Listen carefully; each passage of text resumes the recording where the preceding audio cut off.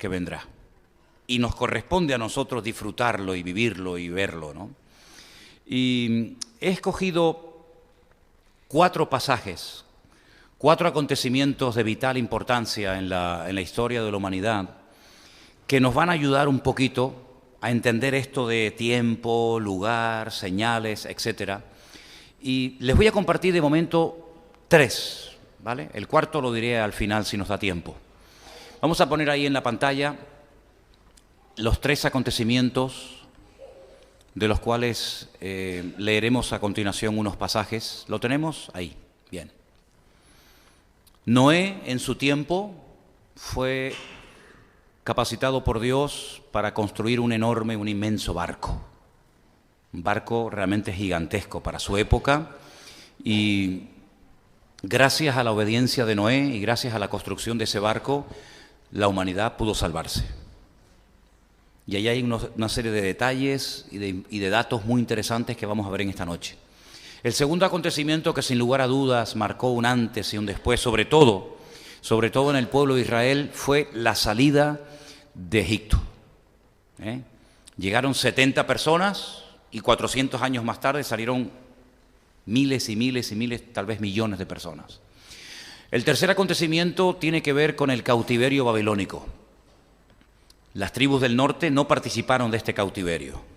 Me imagino que ustedes ya saben a estas alturas que el país se fracturó, se dividió. 10 tribus formaron un país, un reino llamado el Reino de Israel. Y las 2 tribus del sur, Judá y Benjamín, formaron el reino de Judá, ¿vale? Fueron las 2 únicas tribus que permanecieron fieles a lo que había sido la casa de David. Y esas tribus del sur, no las del norte, repito, las del sur, como unos 140 y pico años después de la desaparición del reino del norte, son llevadas a Babilonia y están 70 años. Y esas tribus son las que vuelven. Las otras prácticamente desaparecieron o son lo que se conoce como el nombre de las tribus perdidas. Y el cuarto acontecimiento lo pondremos más adelante.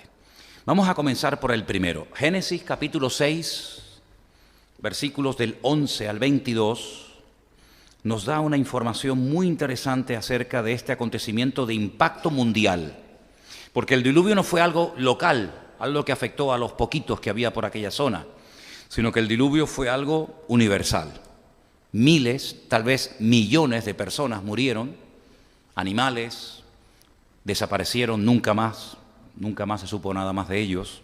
Muchísimas especies, tanto de aves como de animales, de mamíferos y plantas, desaparecieron.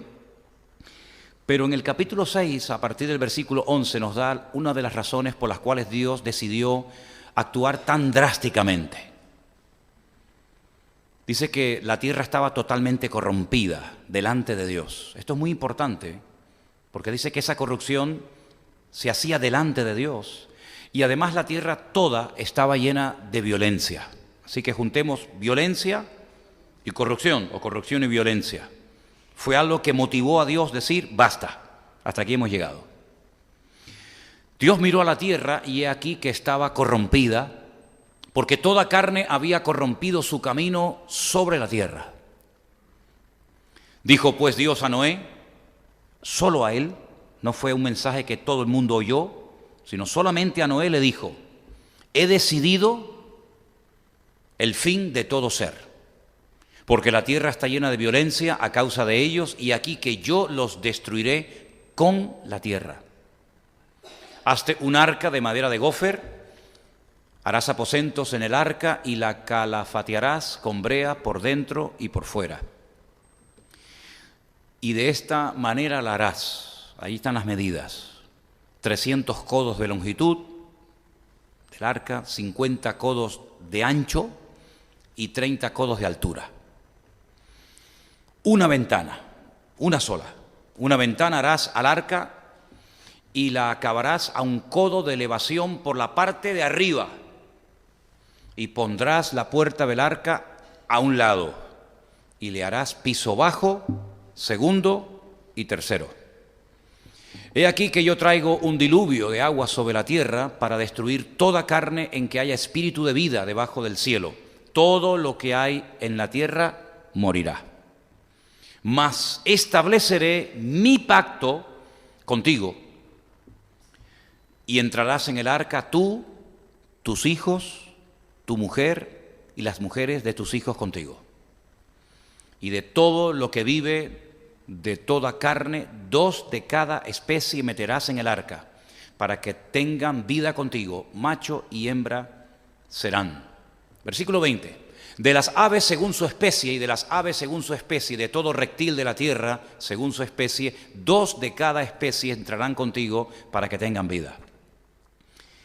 Toma contigo de todo alimento que se come y almacénalo, y servirá de sustento para ti y para ellos. Y terminamos con el 22, que dice, y lo hizo así Noé, hizo conforme a todo lo que Dios le mandó. ¿Cuántos dicen amén?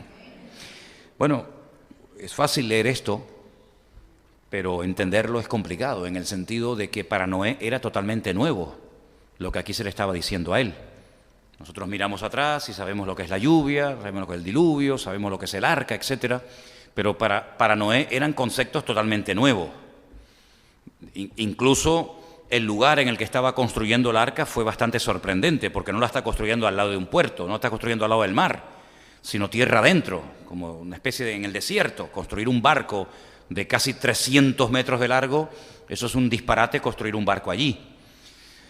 Bueno, sin lugar a dudas, aquí detrás de todo esto tiene que haber una sabiduría del Señor realmente especial, porque si a mí me dijera el Señor que construyera un barco con algunos hermanos, yo no sé si eso al final flotaría, yo no sé si al final nos moriríamos, ¿no?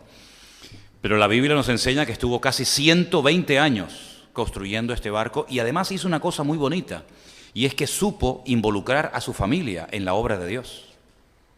No era un loco que se aventuró a construir un barco y la familia se reía de él o se oponía, sino que él, a sus 3 hijos, Sem, Cam y Jafet, los logró envolver en la visión de Dios, en el plan, en el diseño de Dios, y a las esposas de estos y a su misma esposa, y al final sabemos que todos se salvaron, 8 en total, ¿vale? 3 hijos, las esposas, su esposa y él, 8 personas en total.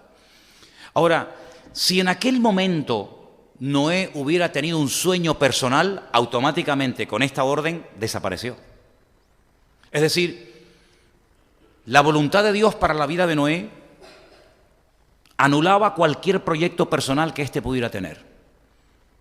A partir de ese momento en el que recibe la orden de construir el barco, la vida de Noé cambia radicalmente. Ya no hay sueños personales, ya no hay vacaciones, ya no hay yo quiero, yo siento, sino que todo gira en torno al llamado de Dios. Su tiempo, su familia, su energía, su dinero, sus recursos, etcétera, etcétera, etcétera. 120 años metido día tras día construyendo aquel inmenso barco.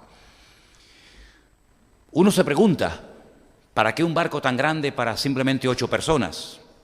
Bueno, realmente el arca tenía capacidad para que muchas personas pudieran salvarse, pero no quisieron salvarse. Tuvieron más actitud de obediencia a los animales que los mismos seres humanos. La Biblia nos enseña que Noé no solamente construyó el arca, sino que el Nuevo Testamento nos da la información de que Noé predicaba la palabra. Y predicaba advirtiendo a sus vecinos, a las personas que le rodeaban y le conocían, que vendría un diluvio tremendamente destructivo y que si no se preparaban y se metían en el arca con él, perderían la vida. Y vemos que Noé aprovechó el tiempo tanto en lo material como en lo espiritual, pero vemos que la gente no respondió a su llamado. La gente fue desobediente, la gente rechazó, probablemente hubieron burlas, probablemente hubo oposición, no lo sabemos. Pero lo que está bien claro es que esos 120 años de Noé fueron años en los que él, toda su vida, giró en torno al llamado y a la carga que Dios puso en su corazón. Cuando el Señor Jesucristo aparece y lo vemos en los evangelios predicando y enseñando y recorriendo su país, Él habló de Noé. Quiero recordarles que el Señor Jesucristo mencionó a unos cuantos personajes del Antiguo Testamento. No sé si en este momento serías capaz de recordar 5 o 6 personajes del Antiguo Testamento que Cristo mencionó. Pero uno de ellos fue a Noé. Noé dijo que cuando él volviera por segunda vez, los tiempos, la generación que precedería a su venida, sería como la generación de los tiempos de Noé. Y ahí nos agarramos otra vez al famoso texto, ¿qué es lo que será? Pues lo mismo que fue. Y ahí nos podemos dar cuenta de que para conocer lo que va a hacer Dios en el futuro hay que conocer lo que Dios hizo en el pasado. Porque conociendo el pasado podemos conocer el futuro y el futuro es casi el reflejo o la sombra de lo que ya ocurrió en el pasado. Lo que pasa es que nosotros vivimos, digamos, en un aspecto, en una dimensión de tipo espiritual, y lo que ocurría en lo material en el Antiguo Testamento es lo que después vemos nosotros en una forma espiritual, ¿verdad? Pero la misma violencia, la misma corrupción, la misma inmoralidad que había en los tiempos de Noé se volvería a ver. De hecho, ya lo estamos viendo, no es algo que nos toma de sorpresa, ¿verdad? Lo que quiero destacar con este acontecimiento universal, donde murieron miles de personas, es que Noé sabía perfectamente lo único que podía esperar ver en su tiempo, y era un diluvio. Él no podía tener ningún otro tipo de sueño, ningún otro tipo de ambición personal. Por ejemplo, para hacer un paréntesis, ¿saben que el rey David, que él sabía perfectamente a lo que el Señor lo había llamado y a lo que no lo había llamado, a lo que lo había capacitado y a lo que no lo había capacitado, él tuvo en un momento particular de su vida un sueño personal, un deseo, que era el de construir una casa para Dios, construir un templo. Un profeta, el profeta Natán, le dijo en un momento determinado: adelante, haz todo lo que Dios ponga en tu corazón. Sin embargo, la Biblia nos enseña que no era la voluntad de Dios que este hombre se dedicara a construir un templo. Es decir, sus sueños no coincidían con la voluntad de Dios para su época. Y esto es algo que tenemos que tener bien claro en nuestra vida. ¿A qué nos ha llamado el Señor y a qué no nos ha llamado el Señor? Por eso yo siempre he dicho, y creo que lo he demostrado con mi ejemplo, y es que imitar lo que otros hacen para obtener los resultados que otros han obtenido, para mí es lo más ridículo del mundo.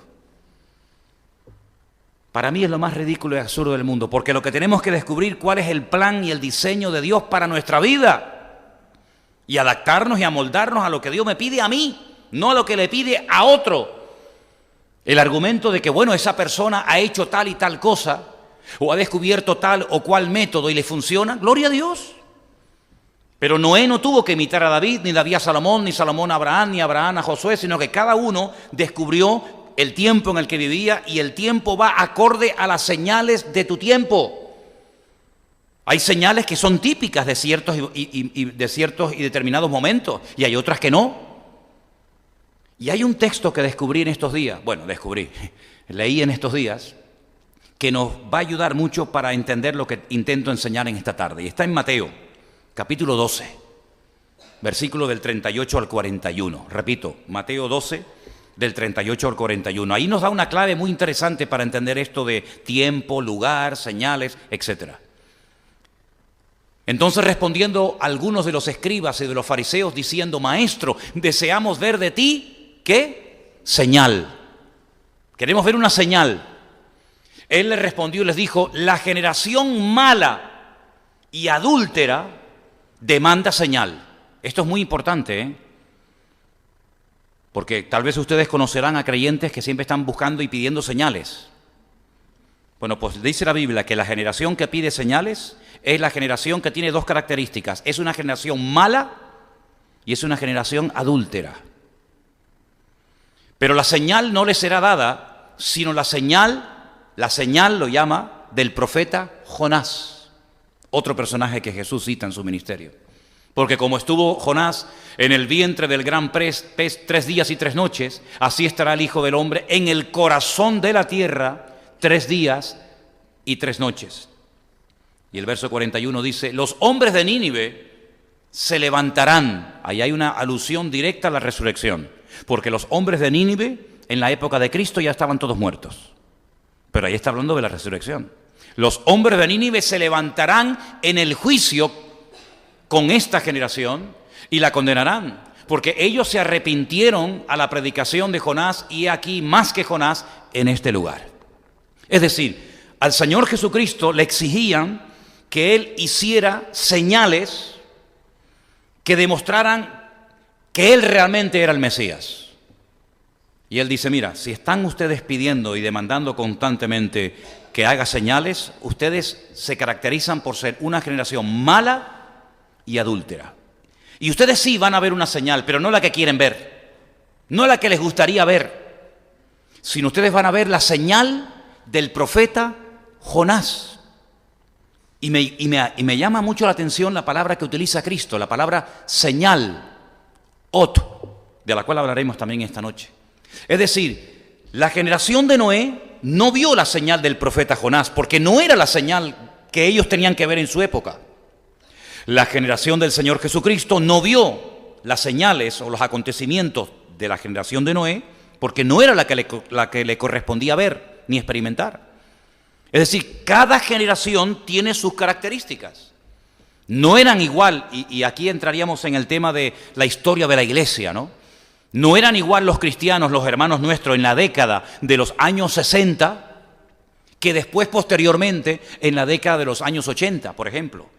Es interesante ver cómo eran las iglesias, qué se predicaba, qué era lo que más corría, lo que más se enseñaba en las iglesias a nivel general en los años 60 y lo que, por ejemplo, se predica hoy en día. No tiene nada que ver. Es el mismo evangelio, la misma Biblia, el mismo Señor, pero la iglesia de los años 60, como la iglesia del siglo I, no tiene nada que ver con la iglesia del siglo XV o con la iglesia que vivió y le tocó vivir la Segunda Guerra Mundial, que hubieron miles de cristianos durante la Segunda Guerra Mundial, pero su vida era muy diferente a la vida de nosotros hoy en día. Sí, las señales, las características, ¿verdad? Lo que se podía ver, lo que no se podía ver, era completamente diferente. Y por eso es muy importante que sepamos discernir el tiempo en el que estamos viviendo, para que no esperemos lo que no tenemos que esperar, pero que sí estemos preparados para lo que nos viene encima. ¿Cuántos dicen amén? Entonces, ¿por qué pongo el ejemplo de Noé? Porque Noé es el típico personaje de la Biblia que Dios le cambió la vida y le dijo, no, lo que va a pasar es esto, esto y esto. Pero fíjate, cuando Jesús habla de él, dice algo muy interesante. Dice, como estaban en la época de Noé casándose y dándose en casamiento y no entendieron, me gusta mucho esa expresión, no entendieron hasta, sí, llegó un momento que sí entendieron. Dice, pero entendieron ya tarde, hasta que vino el diluvio. Ahí comenzaron a entender, ahí comenzaron a darse cuenta que lo que Noé les había dicho era verdad, pero antes no entendían nada, pero cuando entendieron era demasiado tarde. Es decir, que la generación de Noé, la única señal que iban a ver no era ni la muerte de Cristo, ni la resurrección de Cristo, ni la predicación del Evangelio, ni la extensión de la iglesia por toda la faz de la tierra, por los 5 continentes, sino el diluvio. Y te preparas para lo que viene, o amigo, pierdes la vida. Sin embargo, cuando vamos, por ejemplo, a Génesis, capítulo 15, del versículo 13 en adelante, vamos a ver unas palabras pero que muy interesantes, que Dios mantiene con el patriarca Abraham, que en ese momento era Abraham, todavía no le había cambiado el Señor el nombre. El Señor le dijo a Abraham, ten por cierto que tu descendencia morará en tierra ajena. Claro, nosotros entendemos esto porque miramos atrás y vimos que todo esto se cumplió, pero es una información nueva, fresca.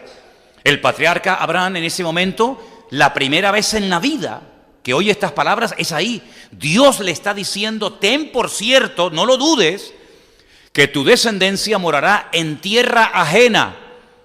Y además le dice, y serán esclavos allí, en esa tierra ajena. Y será oprimida, y le da una cifra. Eso es muy importante, cuando Dios da años, cuando Dios da una cifra, ojo amigo, porque eso es verídico. 400 años. Es decir, Abraham sabía perfectamente que su descendencia serían esclavos en un país extranjero y sabía lo que les iba a ocurrir y durante cuánto tiempo estarían siendo oprimidos. 4 siglos, 400 años. Dios le da una información antes de lo que ocurra dicho acontecimiento, con 400 años de antelación. Sin lugar a dudas, esta información él se la transmitió a su hijo Isaac, Isaac se la transmitió a Jacob, etcétera, etcétera. Más también, versículo 14, a la nación a la cual servirán, juzgaré yo, y después de esto saldrán con gran riqueza. Esclavos, pero ricos. Y esto me llama mucho la atención, porque no es normal que después de 400 años de esclavitud fueran una de las naciones más ricas del mundo. Y sin embargo, eso fue lo que pasó. fueron esclavos, lo perdieron todo durante el período de la esclavitud, pero cuando salen hasta arriba de riqueza, porque dice que los egipcios se lo daban a ellos. Y tú vendrás a tus padres en paz y serás sepultado en buena vejez. Y hay un versículo más, me parece, sí. Y a la cuarta, ahí está, a la cuarta generación volverán acá. No a la segunda, no a la tercera, a la cuarta. Hay que contar. Primera generación, segunda, tercera. A la cuarta generación vendrán acá. ¿Dónde es acá? Donde Dios le está hablando en ese momento a Abraham. Porque aún no ha llegado a su colmo la maldad del amorreo hasta aquí. Es decir, escucha bien, porque yo te voy a decir lo que va a pasar. Tu descendencia van a ser esclavos. Se está refiriendo evidentemente a Egipto. La palabra Egipto, lo dijimos ya muchas veces, es Mitzraim en la Biblia. Hay dos M's, dos letras M diferentes en hebreo. Una M que es abierta y una M que es totalmente cerrada. La palabra Mitzraim contiene las dos letras, las dos M. Cuando se escribe al final de una palabra con la letra M, se tiene que utilizar la Mensofit, es una letra M cerrada, como un cuadrado, totalmente cerrada. Eso es lo que iba a ser Egipto. Una puerta abierta, pero al final se terminaría cerrando y caerían en la esclavitud, y después de 400 años yo los sacaré, pero no los sacaré de cualquier manera, deprisa y corriendo, sino los sacaré con gran riqueza y volverán otra vez aquí y este país será vuestro para siempre. Si los datos que le está dando el Señor a Abraham son espectaculares. Por lo tanto, Abraham estaba tranquilo, podía estar tranquilo, en el sentido de que él sabía de que su hijo, cuando él muriera, no iba a ser llevado y esclavizado en Egipto. ¿Por qué lo sabía? Porque Dios le había dicho a la cuarta generación, todavía a ti no te toca. Abraham sabía perfectamente cuánto tiempo su descendencia estarían esclavizados en Egipto. ¿Cómo lo sabía? Por los datos, por la información que el Señor le había provisto previamente. Entonces, él se preparó y preparó a su descendencia para lo que se le venía encima. Y vuelvo a repetir, si no sabemos el tiempo en el que estamos viviendo, no vamos a saber qué es lo que Dios va a hacer y qué es lo que Dios no va a hacer.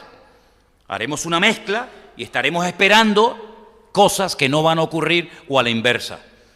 ¿Por qué dice la Biblia? Velad y orad, velad y orad, velad y orad, para que aquel día no os sorprenda como ladrón en la noche. Es decir, el creyente del siglo XXI que somos nosotros tiene que saber que no vamos a ver la señal del profeta Jonás, que esa fue una señal para la generación de Cristo, que no vamos a ver la liberación de la esclavitud de los hijos de Israel de Egipto, no vamos a ver el diluvio, sino que veremos otro tipo de señales que ellos no vieron, pero que nosotros sí veremos.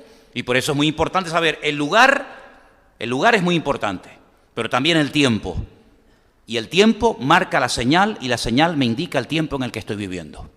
Hay otro tercer ejemplo que os quiero poner, también de fechas, de datos, y se encuentra en Jeremías, profeta Jeremías capítulo 25. Dice en el versículo del 11 al 12, Jeremías 25 del 11 al 12, y dice así: toda esta tierra será puesta en ruinas y en espanto. Eso es lo que hay, amigo. Eso es lo que hay, es lo que Dios ha decretado. Toda esta tierra será puesta en ruinas y en espanto. Servirán estas naciones al rey de Babilonia, ¿cuántos? 70, no 80, no 120, no 50, 70 años servirán al rey de Babilonia.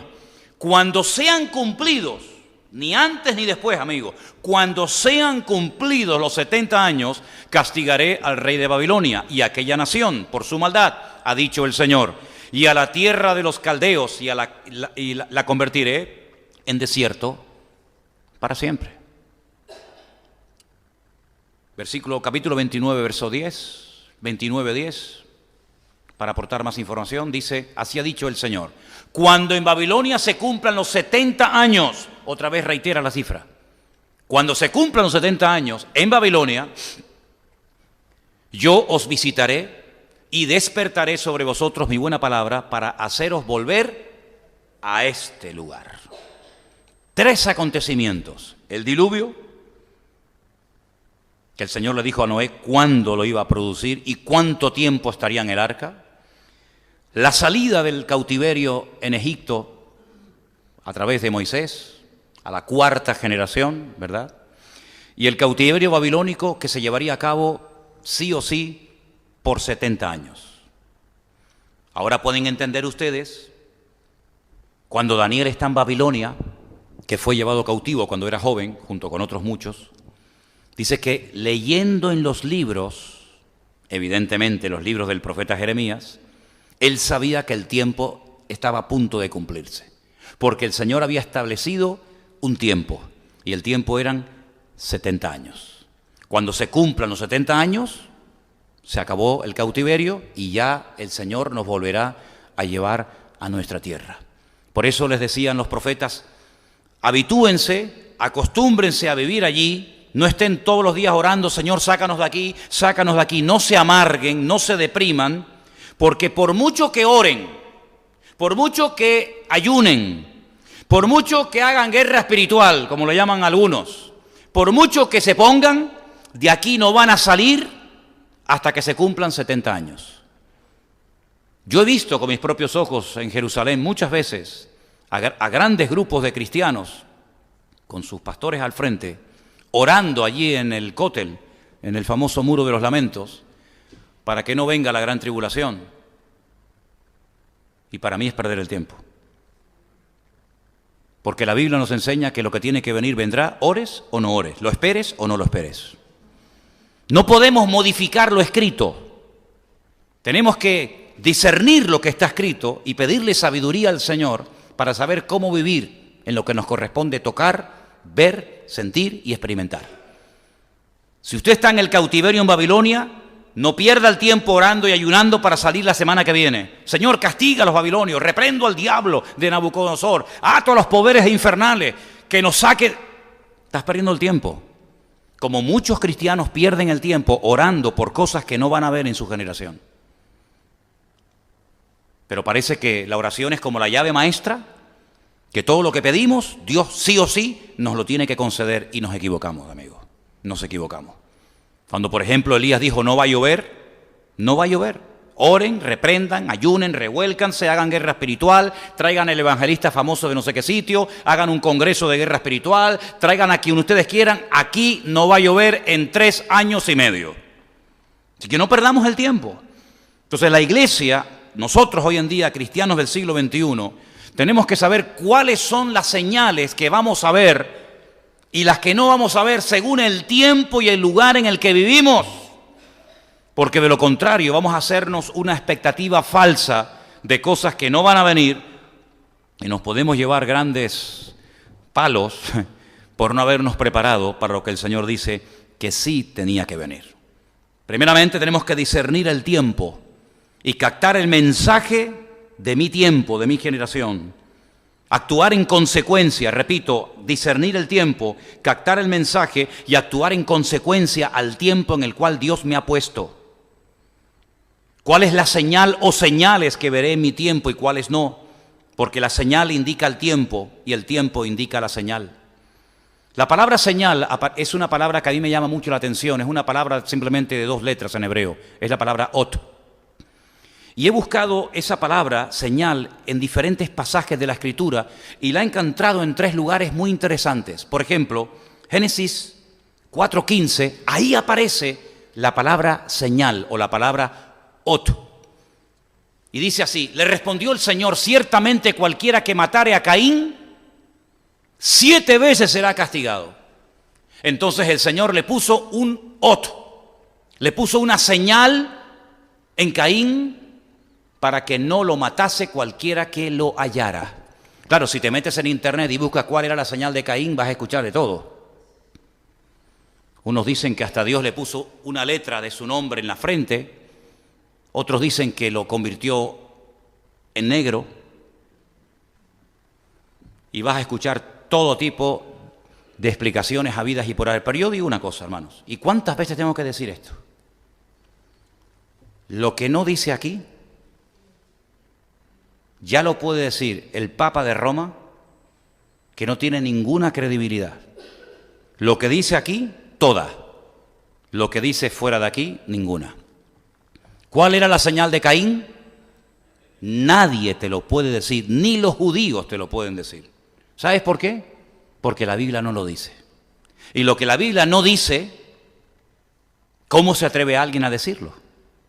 ¿Cuál es su fuente de información? Cuando nuestra fuente de información es la palabra de Dios. Ella es la fuente, de aquí sacamos nuestra información.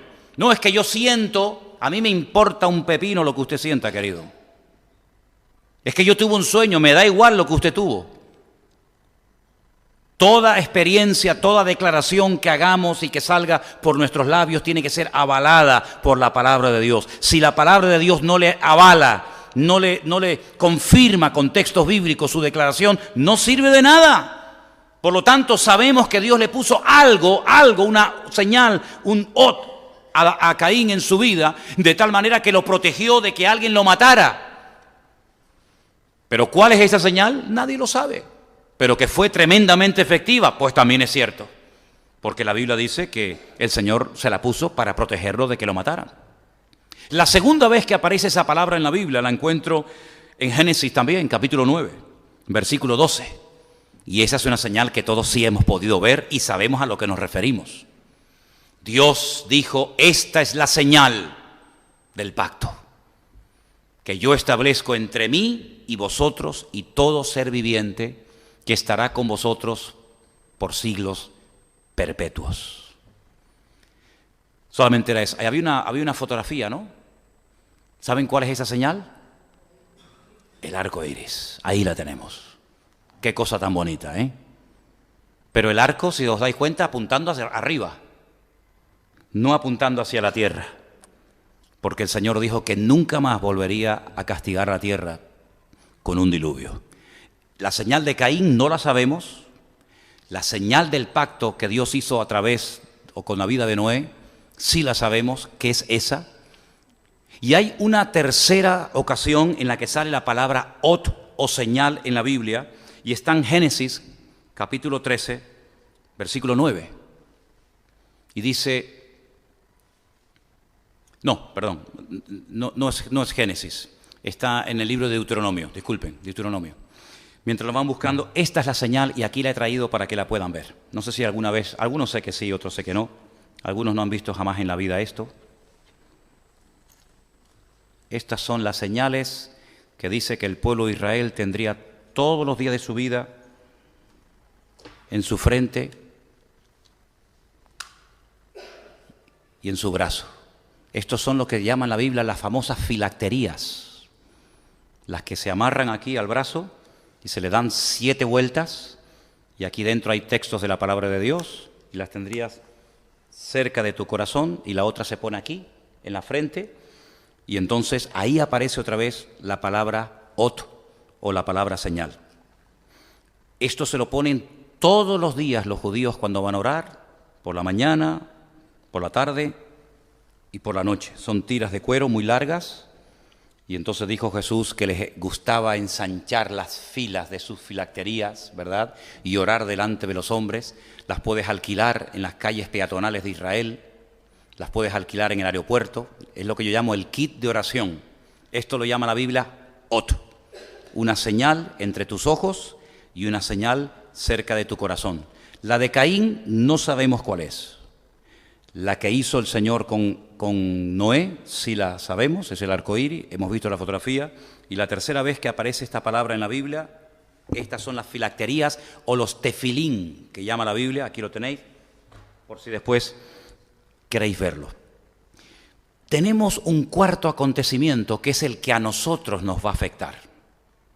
Y ese, ahí está, y atarás como una ot, como una señal en tu mano, y estarán como frontales entre tus ojos. Fue un mandato que Dios le dio al pueblo de Israel para que esas cajitas que dentro tienen versículos bíblicos siempre estuvieran cerca de su corazón y siempre estuvieran cerca de su cabeza, de sus ojos. El brazo y la frente y el brazo. Qué interesante. El anticristo dice que marcará a la gente en su frente o en su brazo, imitando siempre al Señor. Qué interesante, ¿verdad? Qué interesante. El cuarto acontecimiento está en el Nuevo Testamento. Aunque hay más escritura en el Antiguo Testamento. Escuchen bien este dato, espero que lo pueda decir bien. Hay más información en lo que llamamos Antiguo Testamento para estudiar la segunda venida de Cristo que la primera. Es decir, estudiando solamente el Nuevo Testamento, tú llegas a la conclusión de que el Mesías tendría que venir 2 veces. Una vez a morir y otra vez a reinar. Si no leyéramos nunca el Nuevo Testamento, sabríamos perfectamente que el Mesías tendría que venir en varias ocasiones. Ahora, ¿por qué yo muchas veces cuando voy a alguna iglesia o retiro de pastores o algún curso que damos por ahí, yo les digo, hermano, os voy a decir algo, no os sorprendáis, hoy no va a venir el Señor Jesucristo? Y claro, se quedan así como diciendo, ¿cómo? ¿Cómo? ¿No va a venir hoy? Digo, no. ¿Y cómo lo sabe Dios? ¿Cómo no lo sé? ¿Y tú no lo sabes? No, el Señor dice que puede venir en cualquier momento. Digo, sí, pero hoy no va a venir. Pero hermano, ¿cómo dice eso? Digo, porque la Biblia lo dice. Y la gente ya se queda ahí un poco trastocada, porque a mí me gusta muchísimo hacerle a la gente pensar. Porque hay creyentes que repiten lo que creen, lo que dicen que creen como los loros. Pero no porque lo hayan comprobado. No porque lo hayan leído. No es el copia y pega. No. Es porque te has metido en las páginas de la Biblia y has estudiado horas y horas y horas y lo que crees lo puedes demostrar con la Escritura. Hay un pasaje extraordinario en el Nuevo Testamento que nos hace mucho bien en el sentido de que nos da la información de las señales o de las cosas que podemos ver en nuestra generación, en nuestro tiempo. Y está en 2 de Tesalonicenses capítulo 2, del 1 al 10. Preste atención porque esto es como una cadena. Como los eslabones de una cadena, ¿verdad? Uno te lleva al otro, el otro te lleva al otro y así sucesivamente. Escucha, con respecto a la venida de nuestro Señor Jesucristo y nuestra reunión con Él, no lo cambies hasta que yo te diga. Os rogamos, hermanos, escuchen bien, con respecto a la venida del Señor Jesús, hay 2 palabras en el Nuevo Testamento para hablar de la venida de Cristo. Una es la palabra parausía y otra es la palabra epifanía. Estamos hablando en griego. Una es la palabra que se utiliza para hablar de la primera venida de Cristo, que es la epifanía. Y otra es esta, con respecto a la venida, que es la palabra parausía, que es una palabra que se emplea única y exclusivamente en el Nuevo Testamento cuando se hace referencia a la segunda venida de Cristo. Cuando Pablo está escribiendo esta carta a los tesalonicenses, ya Cristo se fue, ya Él no estaba en la tierra como estuvo con sus discípulos. Por lo tanto, Pablo está hablando de una segunda venida, de la parousia, de la aparición visible y física del Mesías. Con respecto a esa venida, hermanos, os rogamos, cambiamos, que no os dejéis mover fácilmente de vuestro modo de pensar, ni os conturbéis, ni por espíritu, ni por palabra, ni por carta, como si fuera nuestra, en el sentido de que el día del Señor está cerca. Nadie os engañe en ninguna manera, porque no vendrá. ¿Quién no vendrá? ¿De qué estamos hablando? Del Señor.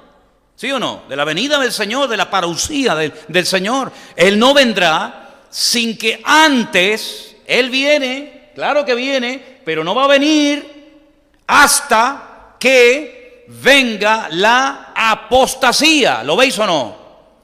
Y se manifieste el hombre de pecado y el hijo de perdición. Paramos. Hermanos, no se pongan nerviosos, no se preocupen.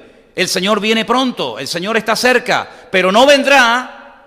Te lo está diciendo. Viene, que no se preocupen, que Él viene. Pero no va a venir hasta que pasen 2 cosas. La apostasía. Y se manifieste, se dé a conocer el hombre de pecado, el hijo de perdición. Primero, ¿qué es la apostasía? Dice el Espíritu claramente que en los postreros días algunos apostatarán de la fe escuchando a espíritus engañadores. ¿No dice eso una de las cartas de Pablo a Timoteo? La apostasía es la marcha atrás, la renuncia por parte de algunos que tal vez experimentaron, conocieron, probaron del don celestial, dice la Biblia, pero que dan marcha atrás, pisotean la sangre de Cristo, vuelven atrás, rechazan el Evangelio. También tiene que ver con el desmadre, con el descontrol, con todo vale, no hay principios, no hay valores, no hay moral, no hay nada, no hay absolutos, todo es relativo. Te gusta, hazlo, te cae mal, no lo hagas. La apostasía es el descontrol, la anarquía total y absoluta en el mundo natural y espiritual. ¿Eso ha venido? ¿Se ve eso ya? Hombre, por favor, solamente hay que dar una vueltita por nuestra ciudad en estos días, ¿no? Estos políticos que se van a desayunar con los pastores de vez en cuando, y que a algunos se les cae la baba. Es que tengo que decir esto, porque si no digo esto reviento. Estos políticos que van a desayunar con los pastores de vez en cuando y los pastores se empujan a ir uno al otro para salir en la foto, para que vean que salí con el presidente o con el alcalde Estos son los que están financiando toda esta basura que estamos viendo en estos días, que hasta muchos inconversos en estos días, hasta hoy mismo me dicen, oye, qué vergüenza tú, qué desastre. Levántate tempranito a la mañana y vete por aquí, por la zona del Parque García Sanabria, o del Don Quijote, o de la zona del estadio, para que veas vómitos, borracheras, parejitas jóvenes, chicas jovencitas totalmente destruidas. ¿Y quién potencia todo eso? ¿Quién permite todo eso? ¿Quién financia todo eso con nuestros impuestos? ¿Quién? Los mismos que van a los desayunos de los pastores. Los mismos. Así que por la mañana con Dios y por la tarde con el diablo, ¿no? Pues ¿qué te parece? La apostasía, el desmadre, el descontrol. Ya no hay principios. Tuve en Israel una semana y no vi ni escuché nada de noticias y que fui el hombre más feliz del mundo. Me monto en el avión y me dan el periódico y nada más abrí el periódico, en la primera página me encuentro: joven mata a su madre y se la come. ¿Dónde? Sería en África, ¿no? En Papúa Guinea. Sería en una tribu salvaje de África donde no ha llegado todavía el hombre blanco para que lo culturice. No, aquí en España. ¿Pero esto qué es? Canibalismo en el siglo XXI en Europa. Como aquel que un día en internet anunció que se quería comer a uno y fue un bobo y le dijo, sí, yo soy, me presento voluntario, y se lo comió. Es que es alucinante. Eso es lo que dice la Biblia que vendrá. Como los días de Noé, que el Señor miró y dijo, ¿pero esto qué es? Desmadre, un descontrol total y absoluto. Bueno, tal vez algún día explicaremos cuando dice la Biblia que los hijos de los hombres se acostaban con las mujeres y viceversa, ¿verdad? Y de ahí nacieron engendros terroríficos y Dios dijo, basta, se acabó. Hasta aquí hemos llegado. Pero además de todo eso, que ya está entre nosotros, ya lo estamos viendo. Terrible las imágenes que me presentaba Adrián el otro día de las últimas cosas en el carnaval de Río de Janeiro. Siempre con Cristo, siempre con la Biblia, nunca con Mahoma, siempre con Cristo, con los apóstoles, con la Santa Cena, etcétera, ¿verdad? Terrible, ¿no? Bueno, aparte de todo eso, dice que se tiene que manifestar, se tiene que dar a conocer quién. Dale para atrás. Se tiene que manifestar el hombre de pecado, el hijo de perdición. Es muy importante ver los adjetivos que utiliza la Biblia cuando habla de diferentes personas. Por ejemplo, ¿cómo se le llama a Cristo? Admirable consejero, Dios fuerte, Padre eterno, Emmanuel, Alfa, Omega, la raíz de Judá, el león de la tribu de Judá, el Cordero de Dios, ¿verdad? Hay un montón de calificativos del diablo. Satanás, serpiente antigua, diablo, padre de mentira. Bueno, pues este personaje también recibe muchos calificativos. Uno, hombre de pecado. Otro, hijo de perdición. Otro, inicuo. Otro, cuerno pequeño. Otro, anticristo. Sí, es la misma persona, pero que se dan diferentes expresiones para que lo conozca, para que veas por dónde van los tiros. Y este personaje todavía no se ha dado a conocer. Todavía no se ha levantado, todavía no se ha manifestado. Por lo tanto, el Señor todavía no puede venir, te lo está diciendo Pablo. El Señor tiene que venir, pero no va a venir hasta que se manifieste la apostasía y se manifieste el hombre de pecado, el hijo de perdición. Seguimos. El cual se opone y se levanta contra todo lo que se llama Dios o es objeto de culto. Tanto, y mira el ejemplo que pone, que se sienta. ¿Dónde? En el templo de Dios. Y claro, los cristianos dicen, ¡ay, se sienta en la iglesia!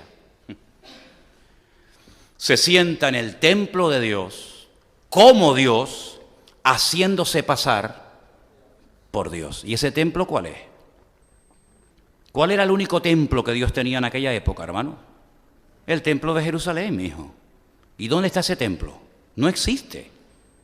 No hay el templo de Jerusalén hoy en día. Es que he estado 13 años seguidos yendo a Jerusalén y todavía no se ha construido. Pero dar a entender de que se va a construir el templo de Dios. Claro, por supuesto. Y está todo preparado y listo.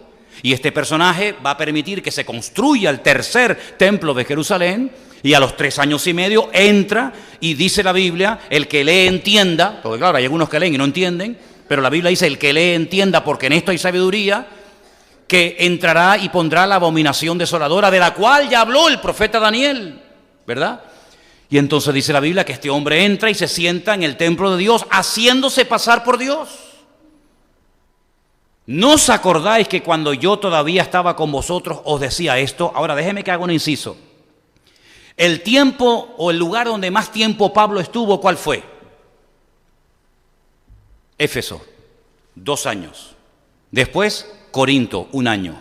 Y así sucesivamente. ¿Cuál fue el lugar de todos los lugares que Pablo visitó donde en la iglesia estuvo menos tiempo? Tesalónica. Todo esto lo puedes saber por el libro de los Hechos. No es que yo sea un lumbrera, sino que es cuestión de leer y nada más, ¿no? Dice la Biblia que estuvo en Tesalónica 3 semanas, 21 días, y cogió y se fue. En esos 21 días, en esas 3 semanas, miren el nivel de enseñanza de Pablo. Les habla del anticristo, les habla del hombre de pecado, del hijo de perdición, les habla a un nivel de enseñanza espectacular y dice, ¿no se acuerdan que yo cuando estaba con ustedes os compartía estas cosas? Cuando hay cristianos que esto no lo han oído en la vida. Nunca me olvidaré una vez que me invitaron en la península a un retiro y me dijeron que hablara solo de Daniel y de Apocalipsis. Y estuvimos en un colegio unos cuantos días dando estudios de Daniel y Apocalipsis. Y una noche una persona en mi habitación que se dedicaba a servir al Señor me dice, Manolo, te confieso que de este tema no tengo ni la más remota idea. Y es increíble ver cómo hay cristianos que se asustan cuando oyen la palabra Apocalipsis. Dicen, ay, qué miedo, yo no entiendo esto, y cogen y se van. Como si el Apocalipsis Dios lo puso en la Biblia para asustarnos. Como si el Señor nos puso el libro de Apocalipsis en la Biblia para volvernos locos. Al contrario, si el Señor puso el libro del Apocalipsis y las profecías en la palabra para alentarnos, para darnos ánimo, dice, alentaos y animaos los unos a los otros, cuando veáis que todas estas cosas comienzan a suceder. El que no lo entienda no significa de que no sea una bendición. ¿No os acordáis que cuando yo estaba todavía con vosotros os decía todo esto? Ahora vosotros sabéis lo que lo detiene, a fin de que a su debido tiempo se manifieste. Recapitulamos. Hermanos, el Señor tiene que venir. ¿Amén? ¿Amén? El Señor tiene que venir, sin lugar a dudas, pero no va a venir hasta que se manifiesten 2 cosas. La apostasía y el hombre de pecado. Pero a su vez, este personaje no se puede manifestar porque ustedes saben que algo lo está deteniendo. Y cuando eso que lo detiene sea quitado, entonces se manifestará. Te desafío a que hables con 5 cristianos y le digas, ¿usted sabe lo que está deteniendo al anticristo? Y te van a decir lo que a mí me enseñaron en el seminario de las Asambleas de Dios donde estudié. La iglesia. La iglesia detiene al anticristo, me decían. Digo, Y el día que le pregunté al maestro, ¿me podría decir dónde dice eso la Biblia? Me dijo, tengo muchas cosas que hacer, mañana te explico. Y nunca me lo explicó. Porque no hay ni un solo versículo en la Biblia que diga que la iglesia detiene al anticristo. Ninguno. Suena muy bonito, ¿eh? Hombre, la iglesia, los cristianos, nuestras oraciones, la presencia somos la luz del mundo, la sal de la tierra, sí, todo lo que usted quiera. Pero hay un versículo concreto que diga que la iglesia detiene la manifestación del hombre de pecado y del hijo de perdición. No. Entonces otros te dicen, el Espíritu Santo. Cuando el Espíritu Santo sea quitado de la tierra, entonces se podrá manifestar el anticristo. Y como preguntes, ¿dónde dice eso en la Biblia? No sé lo que te va a responder el que te lo acaba de decir, porque no te lo va a poder demostrar. Como si el Espíritu Santo dependiera de la iglesia. ¿O es que el Espíritu Santo no es Dios? ¿Quién es el Espíritu Santo? ¿Y Dios no está en todas partes? ¿Y el Espíritu Santo depende de la iglesia para estar?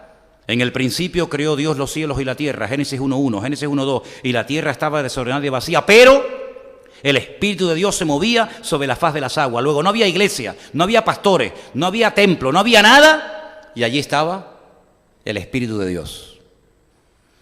Y así comienzan a decirte montones de cosas, pero dice la Biblia que hay algo que lo está deteniendo a fin de que a su debido tiempo sea manifestado, porque ya está en acción el misterio de la iniquidad, solo que hay quien al presente lo detiene. Y ahora fíjate el artículo, hasta que Él a su vez se ha quitado de en medio, hasta que Él, no ella. La iglesia nunca es masculino. ¿Quién dijo eso? Por eso es un disparate cuando interpretan Isaías 53 como el pueblo de Dios, como el pueblo de Israel, porque ahí se trata en género masculino al personaje principal de Isaías 53, claro, porque el personaje principal de Isaías 53 no es la iglesia, no es el pueblo de Israel, es el Señor, es el Mesías. Y la iglesia nunca jamás ha sido tratada en forma masculina. La iglesia es esposa, la iglesia es novia, la iglesia es paloma, la iglesia es amiga, la iglesia nunca es género masculino, pero ahí el artículo, ya me lo quitaron, pero ahí el artículo es masculino, tercer pronombre singular masculino, hasta que Él, no es ella. Bueno, pero da igual, ¿cómo que da igual?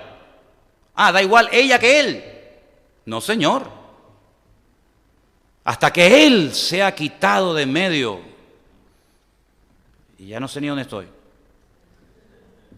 Lo quitamos, lo destruimos. ¿Viene el anticristo o no viene? Hasta que Él a su vez se ha quitado de medio. Ahí estoy. Ok, venga, el 8. Entonces, cuando sea quitado, entonces se manifestará el inicuo. Otra palabra, ¿ves? Otra palabra para el anticristo. Dicho sea de paso, el único que menciona la palabra anticristo en toda la Biblia, ¿quién es? Juan, muy bien. Juan solamente habla de él como el anticristo, el anti-Mashiach, el que se opone al Mesías, ¿vale? A quien el Señor matará con el espíritu de su boca y destruirá con el resplandor de su venida. Esto es imponente, ¿eh? Esto es tremendo este versículo, ¿eh? Lo que mata al anticristo es el brillo, el resplandor de la venida del Mesías. Qué tremendo, ¿eh? Inicuo, cuyo advenimiento, cuya aparición o manifestación es por obra de Satanás. Esas películas de Hollywood, que uno se acuesta con una mujer y nace el anticristo, que fue que el diablo se acostó con un... Hazme el favor. Hazme el favor. Con gran poder, poder, señales y prodigios mentirosos. Menos mal que pone mentiroso. Es decir, ahí hay una clave. En los últimos tiempos habrán manifestaciones, señales, prodigios, milagros mentirosos. Pero no dejan de ser prodigios, no dejan de ser milagros, pero mentirosos. ¿Y quién es el que está detrás de toda mentira? Satanás, que a él se le llama padre de mentira. Oye, esto es un milagro. Sí, pero es un milagro mentiroso. ¿Por qué? Porque lo ha producido el autor de la mentira, que es Satanás. Me encontré una vez hace años a un pastor en Madrid que me dijo que el domingo en su iglesia había llovido oro.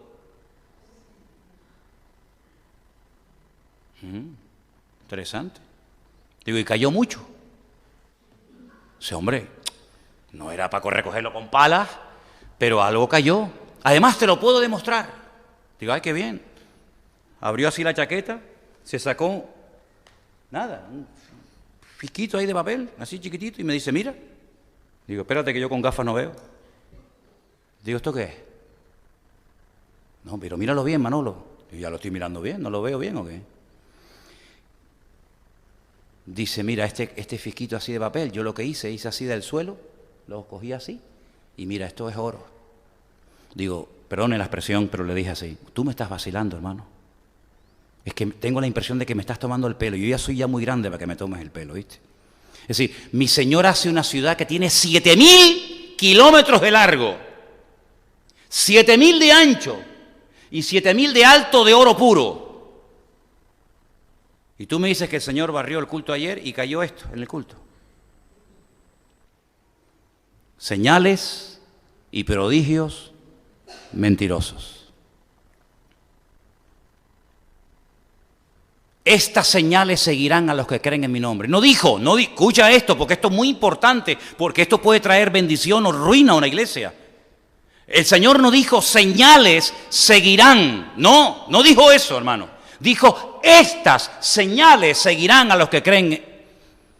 Estas señales, no cualquier señal. ¿Por qué acotó y por qué dijo estas señales? Porque no son todas las cosas que vemos y nos cuentan que son señales producidas por el poder y la manifestación del poder de Dios. Pero hermano, la Biblia dice, el Señor dijo que obras mayores que las que Él haría, que las que Él hizo haríamos. Digo, sí, mayores en cantidad, pero nunca le ganaríamos al Señor haciendo cosas que Él no hizo. ¿Has resucitado muertos? ¿Has limpiado leprosos? ¿No? Pues ya bastante tenemos con eso como para tratar de hacer cosas que ni Cristo hizo. El Señor es nuestro ejemplo en todo. Él es nuestro ejemplo en todo. Lo que Él no hizo, tú no tienes por qué hacerlo. Tú lo sigues a Él y Él no te sigue a ti. Y hay personas que creen que cualquier señal, cualquier milagro, cualquier prodigio, cualquier historia es de parte de Dios. Por eso una de las normas que tenemos en esta iglesia, y sabéis que la llevamos a rajatabla, y así lo hemos cumplido, cuando alguien dice que ha sido sanado de algo, como aquí ha habido gente que ha sido sanada, y ustedes saben de quién estoy hablando, aquí Dios ha sanado gente con cáncer. ¿Sí o no? Muy bien. ¿Cómo sabemos que usted tenía cáncer? Traiga los papeles. Mire, el médico en la consulta tal, el día tal, en el hospital tal, me dijo esto y esto. Y ahora estoy sanado porque el mismo médico dice esto. Ok. Y podemos comprobar. ¿Pero qué es eso de que yo voy a un culto, oran por mí, Dios me sanó de SIDA? ¿Qué credibilidad tiene ese testimonio? Lo que le da credibilidad al testimonio es poder demostrar que usted verdaderamente era ciego y ahora ve. Porque si no, hermano, estamos dándole lugar a disparates que en vez de traer gloria a Dios, lo que traen es descrédito y desprestigio a la obra de Dios. Hombre, hay milagros que son evidentes. Si aquí entra un paralítico y Dios lo levanta, gloria a Dios, no hace falta ni que vaya al médico. ¿Por qué? Porque todos sabíamos que el hombre no tenía piernas y aquí le crecieron. Y todos sabíamos que el que entró pues era mudo o era ciego. Pero hermano, hay cosas que no se ven. Y no es que porque no las veamos, no las creemos, no. Sino lo que queremos es verdaderamente dar gloria a Dios y que los hombres sepan que verdaderamente este hombre tenía esta enfermedad y que ahora los mismos hombres ratifican que efectivamente Dios o lo que fuera lo sanó y ahí damos gloria a Dios. Entonces, este personaje hará un montón de milagros. ¿Por qué? Porque es un imitador. El anticristo es un imitador de Cristo. Cristo tuvo un padre. El anticristo dice, Satanás es mi padre el que me avala. Cristo hizo milagros, Él también hace milagros. Bueno, dice la Biblia que hará cosas tremendas que a muchos engañarán. Mirad que nadie os engañe. Porque dice que harán milagros tremendos, pero cuidado, ahí está diciendo señales y prodigios mentirosos. Seguimos leyendo. En 2 Tesalonicenses capítulo 2, estamos leyendo desde el versículo 1 hasta el versículo 10. Con todo engaño de iniquidad para los que se pierden, por cuanto no recibieron el amor de la verdad para ser salvos. Es decir, el apóstol Pablo dice, miren hermanos, no nos dejemos engañar fácilmente. Habrán señales, pero no todas las señales que vamos a ver son de parte de Dios. Van a haber señales mentirosas, producidas por espíritus inmundos. Satanás también es capaz de hacer cosas tremendas. ¿Cuál fue el primer milagro del diablo? El primero, meterse dentro de un animal hermoso como era la serpiente en aquel momento y a través de una serpiente hablar. ¿Eso no es un milagro? ¿O es que las serpientes hablan? ¿Eso no es un milagro? ¿No dijo el Señor Jesucristo a través de la pluma de Pablo, cuidado porque se disfraza y hasta si se tiene que hacer pasar por un ángel de luz, que se disfraza también de ángel de luz? Él le encanta, él tiene todos los disfraces habido y por haber, es capaz de vestirse de pastor, es capaz de disfrazarse de político, es capaz de disfrazarse de hombre, de mujer, de sabio, de erudito, de teólogo, de artista, de pintor, de lo que quiera. Porque dice la Biblia que cuando Dios lo creó fue el sello de la perfección, acabado en hermosura, lleno de sabiduría. Nunca Dios dijo eso de nadie. Nunca dijo Abraham, acabado en hermosura, lleno de sabiduría, no. Pero cuando creó a este personaje, que en un principio no era de Satanás, sino era un tremendo arcángel poderoso de parte del Señor, dice, acabado en hermosura, el sello de la perfección y lleno de sabiduría. Mira cómo lo vistió. Ni Adán lo vistió así, Adán lo dejó desnudo. Adán y Eva estaban desnudos. Pero cuando creó a este, le puso las mismas piedras preciosas que le puso al sumo sacerdote en el templo de Jerusalén. Esmeralda, carbunclo, topacio, diamante, piedras preciosas, era todo su vestido, era algo espectacular. Y dice que se enalteció y allí comenzó su ruina, ¿te das cuenta? Entonces las señales que vemos en el cautiverio en Babilonia, eran las señales típicas de su época. Así que no se preocupen si vamos a estar aquí 70 años. Adáctense, marquen una diferencia, aprovechen las oportunidades para testificar. Lamentablemente a veces somos como los camaleones, ¿verdad? Nos adaptamos a lo malo en vez de marcar una diferencia. Cantadnos cánticos de esos tan bonitos que cantabais en Sion, cuando alababais a vuestro Dios en el templo. Dice, ¿cómo? ¿Que cantemos aquí? Claro, si aquí es donde hay que cantar. En el templo no cuesta cantar. Aquí es donde hay que cantar, porque esos cánticos son salmos. Y esos cánticos van a dar testimonio de la existencia de Dios. Pero ellos decían, no, nosotros no vamos a cantar. Nosotros no vamos a cantar a Dios, cántico a nuestro Dios en tierra de extraños. Y cogían los instrumentos musicales y los colgaban en los sauces y decían, ay, Jerusalén, Jerusalén, si me olvidare de ti, que pierda mi diestra su destreza y mi lengua se pega a mi paladar. ¿Cómo cantaré al Señor en tierra ajena? Pues si es ahí donde tienes que cantar, si es ahí donde tienes que marcar una diferencia, ¿te das cuenta? Entonces, sabemos que tenemos que vivir en una sociedad donde tenemos presión por todas partes, pero ¿cuál es la señal de estos tiempos? Violencia, engaño. No hay principio ni valores por ninguna parte. Los hijos mangonean a los padres son los siervos de los hijos, ¿verdad? Donde los políticos por la mañana desayunan con los pastores y por la tarde se disfrazan de mujer y se van al carnaval. El mismo que por la mañana dijo, sí, oren por mí, y le impusieron las manos y oraron, es el mismo que por la tarde va y hace el desmadre como uno más, ¿verdad? Donde no hay principios, donde no hay valores, donde no hay moral. Y nosotros nos ha tocado vivir en tiempos peligrosos. Y quiero terminar este estudio en esta tarde leyendo unas palabras que el apóstol Pablo le dedicó a Timoteo, hablando acerca de los tiempos finales en los cuales nos ha tocado vivir a nosotros. Vamos a una de las cartas del apóstol Pablo, por favor, a Timoteo, donde él habla acerca del carácter de los hombres en los últimos tiempos, por favor. Estamos en Primera de Timoteo, carácter de los hombres en los últimos tiempos. Segunda de Timoteo, capítulo 3.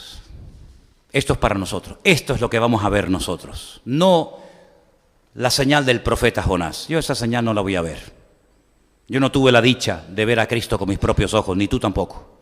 Jesús dijo, ¿cuántos reyes, cuántos profetas desearon ver lo que ustedes vieron y oyeron? Y no lo vieron ni lo oyeron, pero ustedes sí, porque les tocó a vosotros. Eso no nos tocó a nosotros. Nosotros no vimos a Cristo en su primera venida, no lo vimos. No escuchamos el sermón del monte de labios de Él. Me lo sé de memoria porque lo he leído, pero no porque lo he oído. Sé que sanó a ciegos, a paralíticos, a mudos, que era amigo de Lázaro, que sanó a una mujer con flujo de sangre, a otra encorvada en la sinagoga. Todo eso lo sé porque lo he leído, pero no lo vi. Pero ellos no tenían que leer nada, ellos lo veían cada día. Porque cada generación tiene su característica. ¿La nuestra cuál es? La que dice 2 de Timoteo capítulo 3, verso 1. Tienes que saber esto, que en los postreros días, y yo pregunto, hermanos, ¿cuántos de los que están aquí esta noche creen que estamos ya en los últimos tiempos? Nosotros somos los cristianos de los últimos tiempos. Somos los más cerca de estos últimos tiempos que la generación anterior, evidentemente. Pues tenemos que saber que en los postreros tiempos vendrán tiempos, ¿qué? Peligrosos. La palabra peligrosos en griego es chalepos. Tiempos desprovistos de moral, de principios. Eso es lo que significa la palabra. Tiempos peligrosos. Donde habrá hombres amadores, pero de sí mismo. En vez de amar al prójimo, amadores de sí mismo. ¿Cuántos gimnasios han proliferado en los últimos años? Salgan por la calle, por esta zona, y empiecen a contar los gimnasios, el culto al cuerpo. Tengo que estar, ¿verdad? Y si no, me opero, me quito, me pongo, me ensancho o me recojo. Culto al cuerpo. No, ¿verdad? ¿Verdad? Un tío de 50 años queriendo pasar con un chico de 20. Eso es ridículo, hombre, eso es ridículo. Eso es lo más ridículo del mundo. ¿Me entiendes? El hombre quiere ser mujer, la mujer quiere ser hombre. Amadores de sí mismos, donde ellos son el centro de atención. Mis medidas, mi ropa, mi cuerpo, mis labios, mi pecho, mi no sé qué, mi no sé cuánto. Impresionante. Y que haya cristianos que entren en este juego. Impresionante. Que haya cristianos que se gasten dinero en operaciones. Quítame aquí, ponme por allá. Yo te quitaba, sí, pero yo te quitaba otra cosa. Avaros, vanagloriosos, tiempo de vanidades. Nunca vio tanta vanidad como hoy en día. Mira los programas de televisión, unas vanidades terribles. Perdonen, pero me da asco toda esta sociedad en la que vivimos, ¿eh? Siento a veces asco de todas estas cosas, de verdad, ¿eh? Me siento como un bicho raro. Soberbios, blasfemos. Aquí, gracias a Dios, en Canarias no existe la costumbre, pero lo que hemos vivido en la península, ¿cómo se blasfema del nombre de Dios, eh? ¿Cómo se blasfema el nombre de Dios? Los niños, en los colegios, por cualquier cosa. Ingratos, desobedientes a los padres. ¿Conocen alguno así? Impíos, sin afecto natural, implacables, calumniadores, intemperantes, crueles, aborrecedores de lo bueno, traidores, impetuosos, infatuados, amadores de los deleites más que de Dios.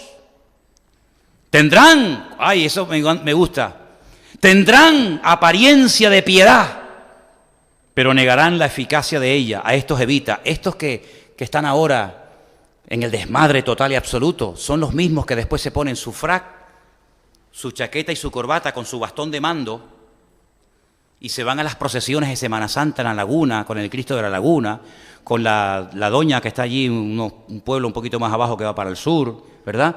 Los mismos que se desmadraron, los mismos que hicieron burradas, son los mismos señores que ahora con traje y corbata, con apariencia de piedad, sinvergüenzas. Tendrán apariencia, pero negarán la eficacia de ella. Estos son los que se meten en las casas y llevan cautivas a las mujercillas cargadas de pecado, arrastradas por diversas concupiscencias. Están siempre aprendiendo y nunca llegan al conocimiento de la verdad. Es increíble, no se enteran de nada. Hablas con ellos y dices, pero este hombre es pastor, pero este hombre es cristiano. Y no se enteran de nada. De la manera que Janes y Jambres resistieron a Moisés, estos resisten a la verdad, tienen respuesta para todo. Don respuesta. Tienen respuesta para todo. Pero mira, hermano, es que la Biblia es de santidad. No, pero mira, realmente no dice eso la Biblia. Pero mira, hermano, es que la Biblia habla de oración. No, pero tampoco te lo tomes tan a pecho. Pero mira, hermano, es que la Biblia habla de congregación. Sí, pues tampoco te pongas tan fanático ahora que parece que... Es impresionante. ¿Conocen gente así? Resisten a la verdad, corruptos de aquí, de entendimiento, flechas, vivos para los negocios, pero para la obra unos inútiles. Réprobos en cuanto a la fe, no irán adelante porque su insensatez será manifiesta a todos. Las ovejas a veces son más listas que los que están en los púlpitos. ¿Cómo puede ser eso? El pueblo común y llano tiene más sentido común que los jueces que tienen que dictar sentencia. ¿Cómo es posible que la gente diga, pero cómo es posible que este hombre ha matado, ha violado, ha quemado, ha torturado, ha hecho burrada y ahora está de permiso otra vez en la calle? La gente con más sentido común que los que tienen autoridad, pero autoridad para lo malo. Ojalá la utilizaran para lo bueno. No irán adelante, su insensatez será manifiesta a todos, como también la fue la de aquellos. Pero tú has seguido mi doctrina, mi conducta, propósito, fe, longanimidad, amor, paciencia, persecuciones. En otras palabras, hermanos, la maldad se va a multiplicar. No nos sorprendamos de que incluso diga iglesia de homosexuales. Y tú dices, pero ¿cómo puede ser esto? Y es que lo hay, hermano, y es que lo hay. Porque estamos viviendo en unos tiempos difíciles y peligrosos, donde estamos luchando como nunca antes contra corriente. Como nunca antes contra corriente. Y nosotros porque ya tenemos 2 dedos de frente y tenemos una edad, pero ¿y nuestros hijos? Esos niños pequeñitos que están en nuestra iglesia, que los vimos correr hace unos días ahí en el campamento, que entran y salen y corren cuando los metemos ahí adentro y decimos, bueno, los dejo a las 8 de la mañana y algunos los recogen a las 5 de la tarde. Y tú dices, ¿y dejo yo a mi hijo desde las 8 de la mañana hasta las 5 de la tarde en las manos de quién? ¿En las manos de quién? Locura. Ahora dice que van a castigar a los niños no saliendo al patio a jugar, para que aprendan y sepan lo que sufrieron las mujeres en su época. Pero qué tarados tenemos, hermano. Pero qué tarados inútiles tenemos en este país. Este país se ha vuelto loco. Pero eso es lo que nos va a tocar ver a nosotros. Injusticias. Y hay una calma tensa en las naciones. Pero esto de un momento a otro sale por los aires, queridos hermanos, ¿eh? Hay una calma en los árabes, en Israel, el otro, el chanchanlú este, el gordito este de allá, el otro, el del pelo para allá. Hay como una calma tensa, pero no nos engañemos, hermanos. Como los dolores que le vienen a la mujer que está a punto de dar a luz. Ahí la tenemos sentada, tranquilita, escuchando el culto, de repente dice, ¡ay! Y dice, sale que ya no hay marcha atrás. Exactamente le va a pasar a la humanidad. Estamos tranquilos, pero no nos confiemos, no bajemos la guardia, no creamos que, ¡ay, qué bien! No, hermanos. Esta es la calma que viene antes del huracán. Esa calma que dice, Dios, no se mueve ni una hoja, no hay ni pájaros, las hormigas se escaparon, no se oye nada y de repente te viene el huracán, amigo, y te arrasa con todo y te lleva a la casa. Pongamos la mirada en Cristo, porque la señal nuestra de los últimos tiempos, tiempos difíciles, tiempos peligrosos, tiempos de injusticia, tiempos de guerra, de rumores de guerra, etcétera, etcétera, etcétera. Pero el que persevere hasta el fin, ese será salvo. ¿Cuántos dicen amén? Aleluya, aleluya. Gracias, Señor. Gracias por tu palabra que nos conforta, que nos alienta, que nos anima. Gracias, Señor, porque es un ancla firme en medio de la tormenta. Y queremos pedirte, Señor, que abras nuestros ojos para que podamos entender que estos tiempos en los que estamos viviendo no queda otra más que consagrarse y comprometerse contigo, estudiar, escudriñar la palabra y vivir en orden. Ayúdanos, Señor. No es fácil, es difícil, las pruebas, las luchas de la vida, pero todo lo podemos en Cristo que nos fortalece. Tu palabra es viva y eficaz y tú has prometido estar con nosotros todos los días hasta el fin del mundo, Señor. Bendice nuestras vidas, nuestros hijos, nuestras familias y que estemos siempre cerca de ti, sabiendo que tú eres nuestro Dios todopoderoso, al cual honramos, servimos y por nada ni por nadie te dejaremos nunca. En el nombre bendito de Jesús. Amén y amén. Levántate, dale un abrazo a tu hermano, dile, hermano, Dios te bendiga. Me alegro mucho de que estés con nosotros en esta tarde. La paz del Señor esté contigo. Vamos a prepararnos para que recogemos la ofrenda.